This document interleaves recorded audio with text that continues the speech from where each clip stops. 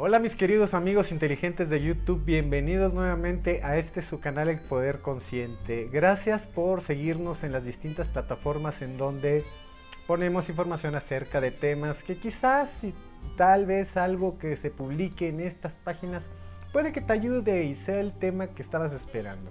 De corazón espero que así sea. Pero también suscríbete, participa y por supuesto dale like a estas páginas y a este canal para que nos motives a seguir haciendo estos videos y esta labor para ustedes. En Facebook estoy como Rafael Tablada, tal cual, Samanti, La Luz de tu Ser, Bufón en Anjima, que exponemos todo acerca de las ceremonias con el DMT y el Sapito de Sonora y fechas que van saliendo, estén pendientes, solo suscríbanse. Y como siempre darles la bienvenida aquí en tu canal por YouTube.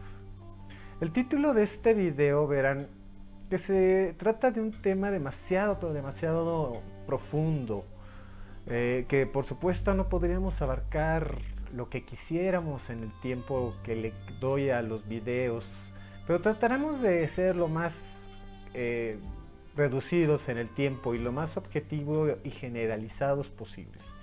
Primeramente hablaré de mi experiencia personal y de lo que me acuerdo en mi época de adolescente y la cercanía con que las drogas tenían o estaban cerca de mí. ¿Qué tan fácil era obtenerlas en los finales de los 80 y principios de los 90 cuando me tocó ser adolescente? ¿Será más fácil hoy en día? ¿O es que solo ha aumentado el consumo y la distribución sigue siendo incrementada paralelamente a causa de esto? Pero la cercanía y posibilidad de que yo en mi adolescencia probara alguna droga que no lo hice, y por eso me hice preguntarme el por qué y cuáles fueron las causas que hicieron que no tuviera la presencia de algunas sustancias, sino ya hasta la edad adulta. Pero conocí a mi alrededor pues quienes sí fumaban, por lo menos marihuana, y tenía quizás en ese entonces como 14 o 15 años esta persona. La edad promedio de los jóvenes ha bajado significativamente en estos 25 años. ¿Qué diferencia hay con ese entonces y ahora en el caso de las drogas en los jóvenes? Pero veamos mi teoría y veamos si podemos unirla con miles de jóvenes que le están padeciendo en estos momentos en cifras y realidades hoy en día. En México, el consumo de cualquier droga ilegal en personas entre los 12 y 65 años aumentó en los últimos 10 años, con diferentes encuestas que muestran cifras diferentes. Y la verdad es que no encontré una que diga todo coincide. Pues creo que hay mucha abstinencia en la población por el tipo de pregunta incómoda que es. Y claro, no todos contestan de igual forma y es por eso que son disparejos los números encontrados. Por eso es que realicé una media, ¿no?, en la poblacional, en 10 distintas encuestas solo en México, y estas fueron las cifras que me salieron. Estos números iniciales asumen e incluyen como drogas a todo tipo de droga, hasta la permitida, y después nos vamos a las que no. En esta lista incluyen el alcohol, tabaco, marihuana, cocaína, que son las más consumidas en México, el crack, las anfetaminas, la heroína, alucinógenos, los inhalables y estimulantes cerebrales como todo tipo de opiáceos, tranquilizantes, sedantes, barbitúricos, estos últimos sin prescripción, y los venden en pastillitas las farmacéuticas, y que estos últimos sí han habido un cambio desde mi juventud hasta ahora, pues hay más control, y en algunos ya se requieren receta de hace muy pocos años en nuestro país.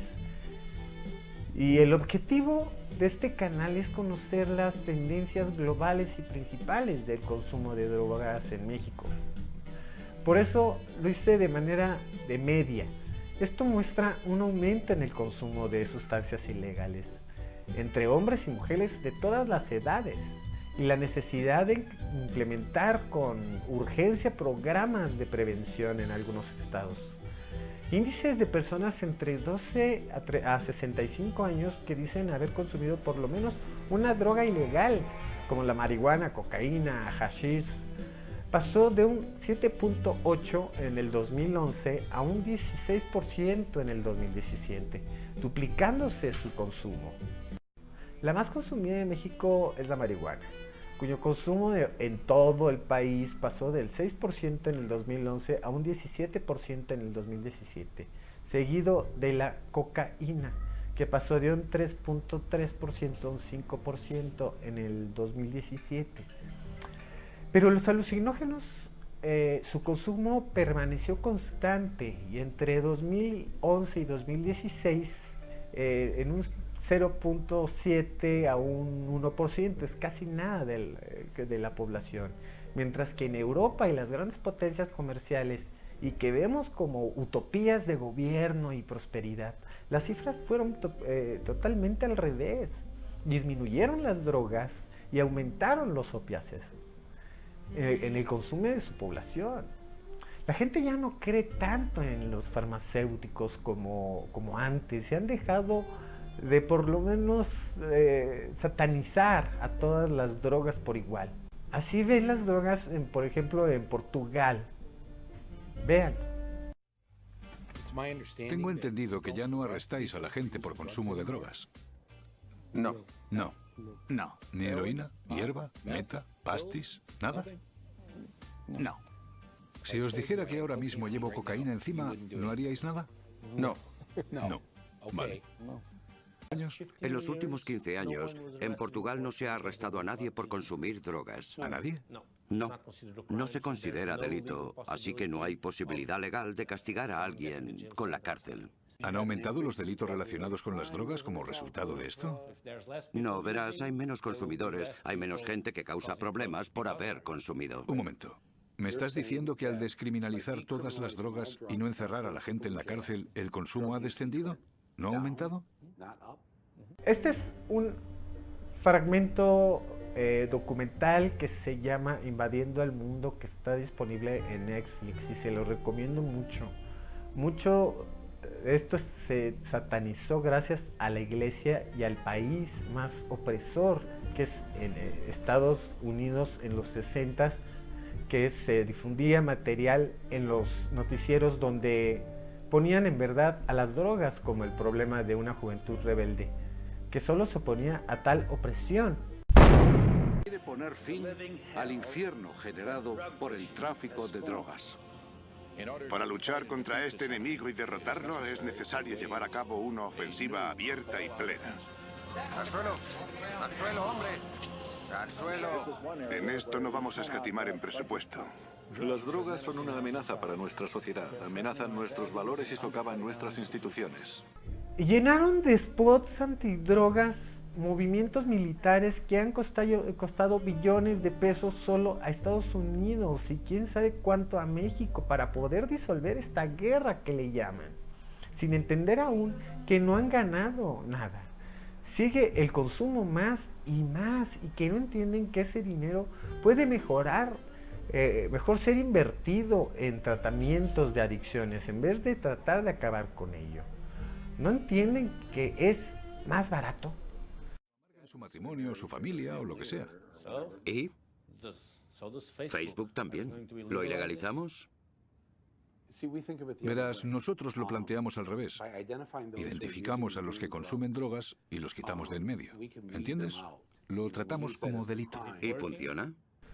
¿Cuánto les ha costado combatir un fantasma que se reproduce como plaga entre más esfuerzos hagan? Esto no se acabará. Sobre los adolescentes, que este es el tema, entre el 12 y 17 años, los índices muestran que el 8% de la población ha consumido cualquier droga alguna vez, y la droga ilegal más que consumen los jóvenes de este rango de edad es la marihuana, los inhalables y la cocaína.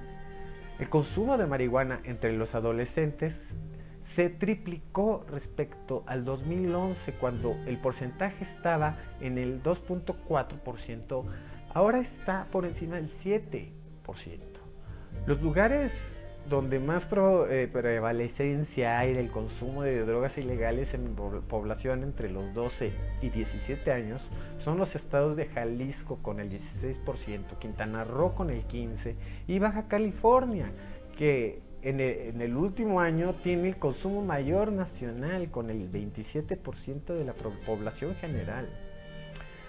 A mi punto de vista, no son grandes las diferencias, aunque así se vean, porque todo, como hasta en YouTube, vas de boca en boca y se empieza a exponenciar los números o vistas, ¿no? Aquí es lo mismo. Si hay más clientes, habrá más producto, así de sencillo. Pero como no se puede parar esto de las drogas, y viviremos con ellas cerca o lejos siempre, y estarán para nuestros jóvenes disponibles hasta afuera de las escuelas. Y no es necesario que un amigo se lo ofrezca, porque el drug dealer lo ve como futuro cliente potencial y no lo va a soltar. Es su objetivo. Pero entonces, ¿qué podemos hacer ante este virus generacional? ¿Y cómo decirle a nuestros hijos que no la consuman y no se acerquen si están en la etapa donde hacen todo lo contrario a lo que dictan los padres? Mi primer punto, que creo que es importante, es el social. Efectivamente, este es un punto muy importante en la vida de un adolescente. El entorno en el que se desarrolla cuando no está en el margen familiar. Dime con quién andas y te diré quién eres. El que con lobos anda, aullar aprende. Frases de nuestras abuelitas o madres que teníamos bien tatuadas en nuestra mente. Pues no sé ustedes, pero mis amigos y novias tenían que pasar por un estricto filtro de seguridad, que era mi madre. Ella decidía por ti si era bueno o no para ti, con quién juntarse y con quién no. Pues ahora que lo concientizas, tenías razón, y la mayor parte de las veces lo tienen. Pues por lo regular le atinan a ese perfil, o es muy notable a veces también, pero todo se empieza con el prejuicio. Está adecuadamente vestido, saluda apropiadamente. A partir de ese momento que conoce tu madre al que decidiste que era tu mejor amigo en ese momento, la mamá se pone en modo vigía y comienza toda una investigación acerca del chamaco. Si ha bajado de calificación mi hijo por frecuentarlo, si está llegando más tarde de lo normal, todo empieza a ser foco rojo para la mamá o los padres. Monitorean al joven sus actos y movimientos, así como horarios. Y nada, resulta que tienen razón, y al final te distancias por tu disque mejor amigo en turno, y años después te das cuenta que lo sigue la PGR. Eso a mí me pasó, y decía con tono de cagapalos: ay mamá, pero si es mi mejor amigo, ¿por qué me haces eso? ¿No? O sea, cuando estaba yo joven. Por eso a veces decimos que nuestras madres eran brujas o son brujas. Pero ¿por qué yo no caí si vivía en la misma colonia que él? Y vamos, que la colonia en la que vivía no era una de las conocidas en la ciudad por ser una muy buena reputación, aún ser de clase media. Era un poco peligrosa. Se contaban historias como ahora, que afuera de la secundaria vendían, que en tal o cual tiendita te la vendían. Eran voces urbanas, míticas, pero jamás nadie te llegó a ofrecerme directamente. Y solo era eso, un mito para mí. Ya lo había. Como en CU, que venden, y creo que solo los que no saben que venden en CU son los niños, y que hayan aparecido algunos vendedores en estos días en noticieros es nuevo. Siempre desde joven sabía uno que venden, y siempre se hacían de la vista gorda hasta que la prensa presiona a CEU para que pare, pues el gobierno no puede hacer nada, ya que es una institución libre y autónoma.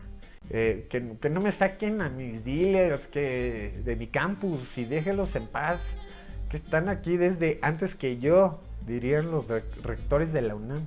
Ya son patrimonio cultural dentro de la propia escuela. A lo que voy es que quien quiere consumir va a encontrar quien esté con gente que te la ofrezca. Seguramente ese sea el próximo blanco en la mira para tu mamá.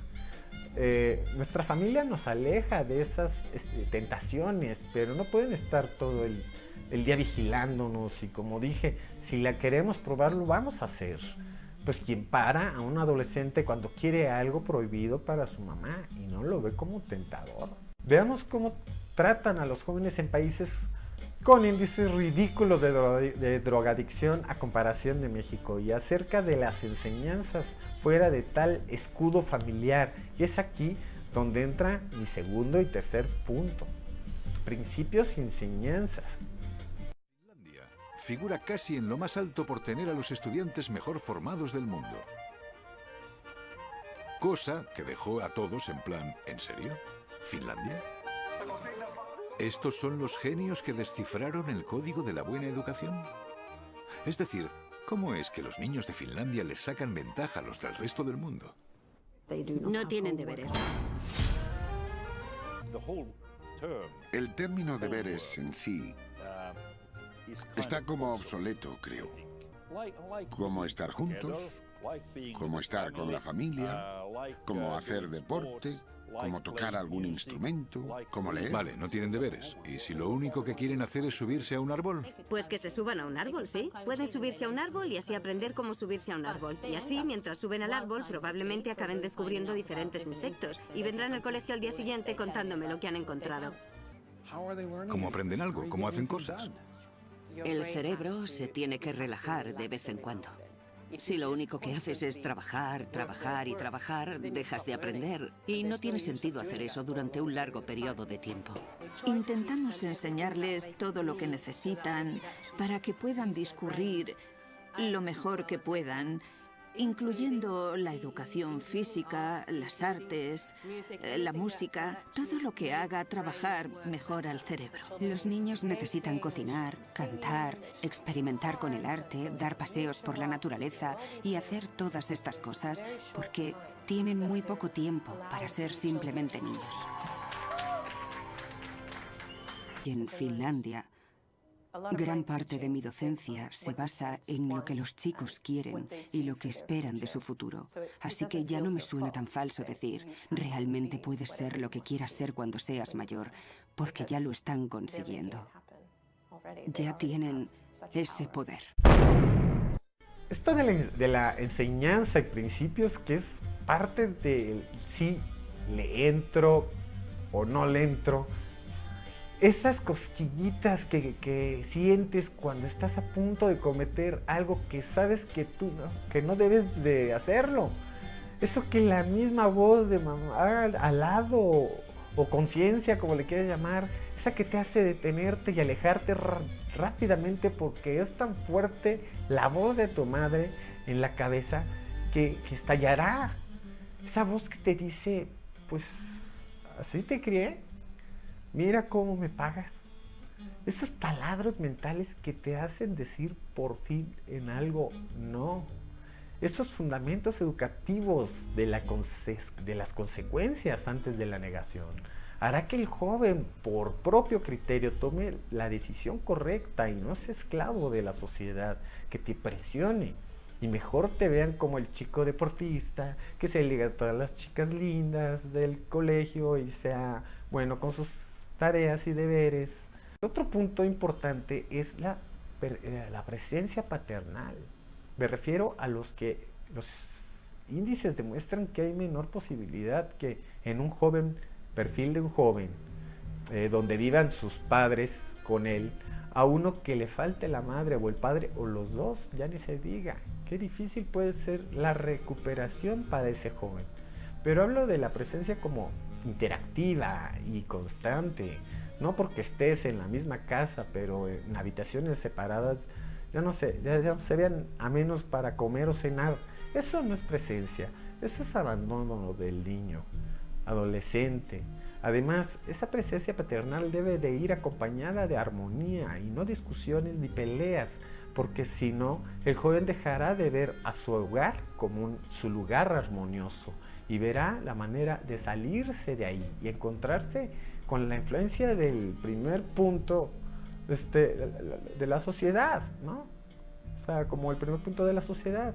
La soledad causada por ese abandono que no ven los padres puede inducirte a un grado de ocio mal encaminado y encontrar todo tipo de sustancias que te hagan sentir cómodo y olvidarte del martirio que se está viviendo en tu casa o en esos momentos.